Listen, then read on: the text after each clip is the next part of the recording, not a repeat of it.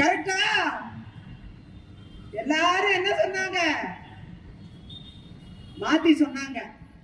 ஆனா பொம்பளைங்க நம்ம தான் என்ன செஞ்சோம்? கரெக்டா ஓட்டு போட்டோம். கரெக்டா? அதான் நீங்க செஞ்ச நல்ல காரியம். இன்னைக்கு ஒரு அரசு துறையிலையும் ரெய்டு நடந்துகிட்டு இருக்கு. எவனாவது இனிமே காசு கேட்பானா? நம்மகிட்ட கேட்பானா? சத்தியமா கேட்க மாட்டான். ஆன்லைன்ல வாங்கின கூட புடிச்சிடுறாங்க, அது கூட காலி. இனிமே ஊழலுக்கு இடமில்லை தமிழ்நாட்டில். இப்பதான் குடும்பங்கள் கொஞ்சம் நிம்மதியா இருக்கு. எதுக்கெடுத்தாலும் நம்ம ஒரு சர்டிபிகேட் வாங்கினா கூட காசு கொடுக்கணும். இதுதான் உண்மையான நிலைமை. அப்படி இருந்தது. அரசு துறை என்பது வெறும் வாங்கல் துறை, அப்படிதான் இருந்தது. மக்கள் எல்லாம் நாம வழங்கிக்கிட்டே இருக்கணும், வழங்கினாதான் எது நடக்கும். ஆனா இன்னைக்கு அந்த நிலைமை மாறி இருக்கு. ஒரு பயம், ஒரு அச்சத்தை ஏற்படுத்தி இருக்கிறார் நம்முடைய முதல்வர் விஜய் அவர்கள்.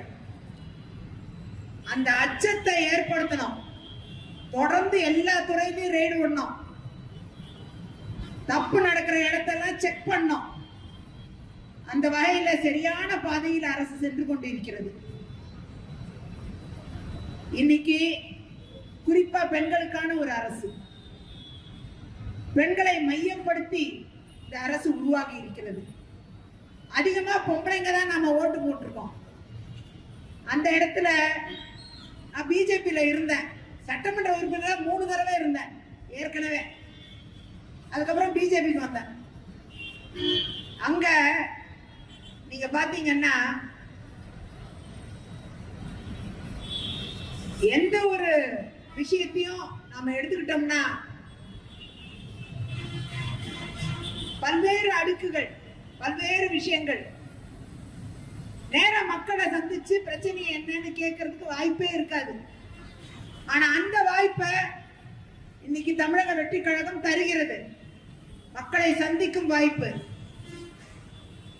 சட்டமன்ற உறுப்பினர் இருந்தப்ப நீங்க பாத்தீங்கன்னா ஒரு லெட்டர் கொடுக்கணும். நான் வந்த எல்லாருக்கும் லெட்டர் கொடுத்துருவேன், நான் கொடுத்துருவேன். ஆனா நிறைய சட்டமன்ற உறுப்பினர்கள் கொடுக்க மறுப்பாங்க. இப்ப நம்ம கந்த அண்ணன் இருக்காரு, அவர் கூட வந்தவங்க ஆபீஸ் வந்தவங்களுக்கு எல்லாம் லெட்டர் எல்லாம் கரெக்டா கொடுத்துருவாரு, கேள்விப்பட்டிருக்கேன். இப்ப நம்ம தம்பி சரவணன் இருக்காங்க, டெய்லி அவர் ஆபீஸ் வாசல்ல ஒரு 200-300 பேர் தினந்தோறும் ஆள் வந்தபடியே இருக்கு. அதான் மக்கள் பணி என்பது.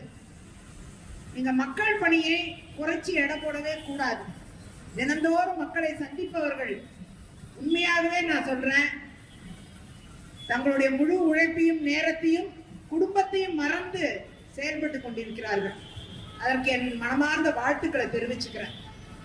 இந்த நேரத்தில் நாம பார்க்க வேண்டியது என்னன்னா, ஒரு அரசு எத்தனை ஒரு 60 வருஷமா நம்ம எதிர்பார்த்த ஒரு அரசு இப்பதான் வந்திருக்கு. 60 வருஷம் ஆட்சி புரிஞ்சவங்க பாத்தீங்கன்னா ஏதோ ஒரு வகையில அரசியல் பண்ணிக்கிட்டே இருப்பாங்க. மக்களுக்கு நல்லதை கொண்டு சேர்க்கவே இல்லை. அதான் உண்மை. வருத்தத்தோட சொல்ல வேண்டியதா தான் இருக்கு. கேட்டா மத்தியிலிருந்து நிதி வரல, இங்க ஒண்ணுமே நடக்காது, வேலை நடக்காது. அதே நேரம் மக்களுக்கு ஏதாவது செய்யணும்னா உடனே செய்யக்கூடாதுக்கான காரணங்களை தேடுவாங்க. ஆனா இன்னைக்கு தமிழக வெற்றி கழகத்தின் அரசு, தலைவர் ஜோசப் விஜய் அவர்களின் தலைமையிலான இந்த அரசு எப்படியெல்லாம் தேடி பிடித்து நிதியை கண்டுபிடித்து அதை மக்களுக்கு எப்படியெல்லாம் செய்து முடிப்பேன் என்ற உறுதிப்பாட்டோடு செய்து கொண்டிருக்கிறார். அவருடைய அந்த வலிமை, அவருடைய அந்த திறன். இன்னைக்கு ஆய்வு கூட்டம் நடந்துகிட்டு இருக்கு. மானிய கோரிக்கைகள், சட்டமன்ற மானிய கோரிக்கைகள் தொடர்ந்து நடைபெற போகுது. ஆகஸ்ட் மாசத்துல துறை வாரியா நடக்கும், 54 துறைக்கும் நடக்கும். அப்படி எல்லா மானிய கோரிக்கைகளும் டிமாண்ட்ஸும் நடக்கும் போது என்னெல்லாம் நிறைவேற்றப்படணுங்கிறதுக்கு இந்த ஒரு மாசம் முழுக்க துறையா ஆய்வு செய்துட்டு இருக்காரு. இது மாதிரி ஆய்வு இதுக்கு முன்னாடி இந்த அரசுகள் செய்யவே இல்லை. இதான் உண்மை. எனக்கு நல்லா தெரியும். நான் பல ஆண்டு காலம் சட்டமன்றத்தில் இருந்தவ, 13 வருஷம் சட்டமன்றத்தில் இருந்தவ. எனக்கு எல்லாம் நூக்கணக்கான நல்லா தெரியும். இத மாதிரி ஆய்வு கூட்டம் நடத்துற முதலமைச்சர் நம்முடைய தலைவர் விஜய் அவர்கள் தான். என்னால உறுதியா 100% சொல்ல முடியும். ஆகையால மக்களுடைய தேவைகள் நிறைவு செய்யப்படும் என்பதை இதை வைத்தே நாம் புரிந்து கொள்ள முடியும். எனவே ஊழலற்ற அரசு, மக்களின் பாதுகாப்பை விரும்புகிற ஒரு அரசு, மக்கள் நலனில் அக்கறை கொண்ட ஒரு அரசு என்ற பெயரை இந்த 1.5 மாசத்திலேயே வாங்கிட்டாங்க. நல்ல பேரு. அதனாலதான் அலையா மக்கள் அனைத்து கட்சிகள்ல இருந்தும் அலையாக வந்து சேர்ந்து கொண்டிருக்கிறார்கள். இத பார்க்கும்போது என்ன தெரியுது? அலையாக மக்கள் தமிழக வெற்றி கழகத்தை நோக்கி வருவதை பார்த்தால் எல்லா கட்சிகளிலிருந்து வர்றாங்க. ஒற்றை கட்சியாக தாவேகா மாறுகிறது என்பதுதான் உண்மை. ஒரே ஒரு கட்சி தான் இருக்க போதுங்க தமிழ்நாட்டுல, அது தமிழக வெற்றி கழகம் தாங்க. மக்கள்லாம் ஒரு கட்சி போதும் முடிவு பண்ணிட்டாங்க. அதனால நீங்க வந்து 3 மாசத்துல ஆட்சி கவுந்துரும், 2 மாசத்துல ஆட்சி கவுந்துரும் அப்படி சொன்னவங்கள தலைய கவுத்திக்கிட்டு போனோம். இதுதான் உண்மை. ஒரு ஆட்சியும் கவிழாதுங்க. ஆட்சி ஸ்ட்ராங்கா இருக்குங்க 5 வருஷம். அதே நேரம் உள்ளாட்சி தேர்தல்ல ரொம்ப கவனத்தோட நாம செயல்படணும். ஏன்னா ஒரு ஊழலற்ற ஆட்சியை தரக்கூடிய ஒரு அரசு, அந்த மனதை கொண்ட ஒரு அரசு தலைவர் விஜய் தலைமையில இயங்கிட்டு இருக்கு. அதுக்கு உறுதுணையா யார் இருப்பாங்க? உள்ளாட்சி மன்றங்கள் அதுக்கு உறுதுணையா இருக்கணும். அப்போ தமிழக வெற்றி கழகம், அதன் கூட்டணி கட்சிகள் உள்ளாட்சி மன்றங்கள்ல எல்லாத்திலையும் ஜெயிக்கணும். அப்படி ஜெயிக்கும் போது அடிமட்ட ஊழல் ஒழிக்கப்படும், கீழ்த்தட்டு வரைக்கும் இருக்கிற ஊழலும் ஒழிஞ்சிடும். ஆகையால் மக்கள் ரொம்ப தெளிவா இந்த உள்ளாட்சி தேர்தல்களை நீங்க தமிழக வெற்றி கழகமும் அதோடு இணைந்து செயல்படக்கூடிய அனைத்து கூட்டணி கட்சிகளும் எல்லாரையும் நீங்க வெற்றி பெற வைக்க செய்யணும்.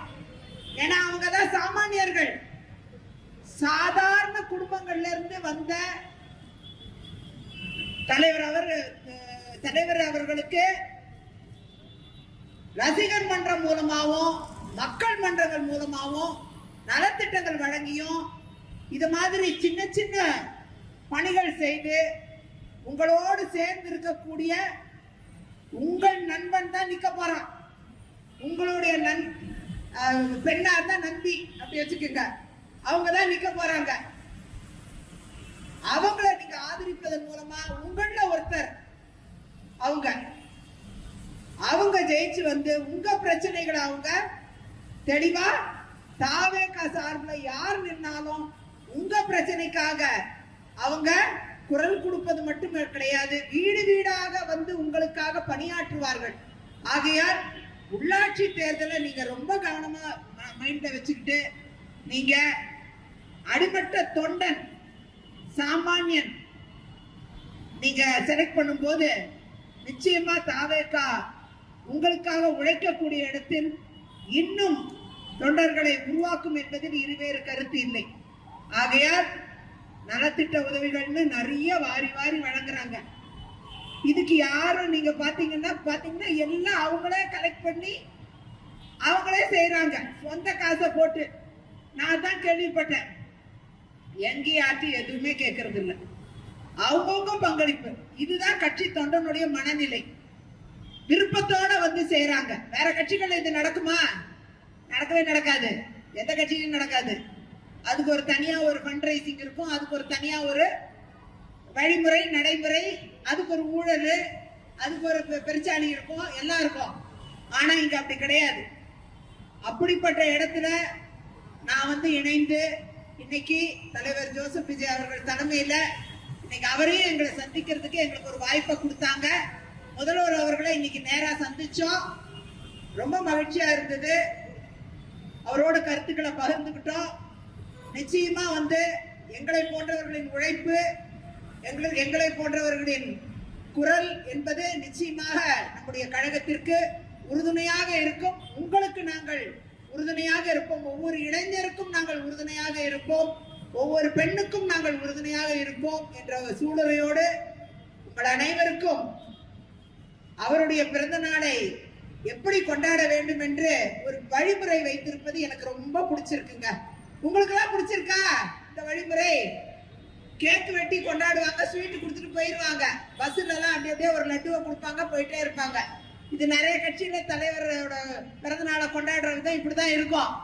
ஆனா தமிழக வெற்றி கழகத்தில் இந்த கொண்டாட்டம் என்பது எவ்வாறாக இருக்க வேண்டும் என்பதை இளைஞர்கள் முடிவு செஞ்சிருக்காங்க. தலைவர் கூட இல்ல, இளைஞர்கள், கழகத்தின் இளைஞர்கள் எல்லாரும் சேர்ந்து இப்படிதான் இருக்கணும்னு முடிவு பண்ணியிருக்காங்க.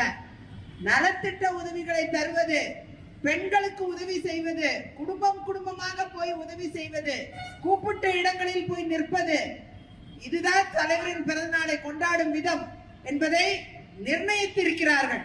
இதை தான் நாம பாராட்டணும். வந்திருக்கிற எல்லா பெண்களுக்கும், நலத்திட்ட உதவிகள் பெற வந்திருக்கும் சகோதரிகளுக்கும் எல்லாருக்கும் இந்த நேரத்தில் வாழ்த்துக்களை தெரிவித்து, உங்கள் அன்பு எங்களுக்கு தேவை. தருவீங்களா? அன்பை தருவீங்களா? வேற ஒண்ணும் கேட்கல, அன்புதான் கேட்கிறோம். அன்பை தாங்க.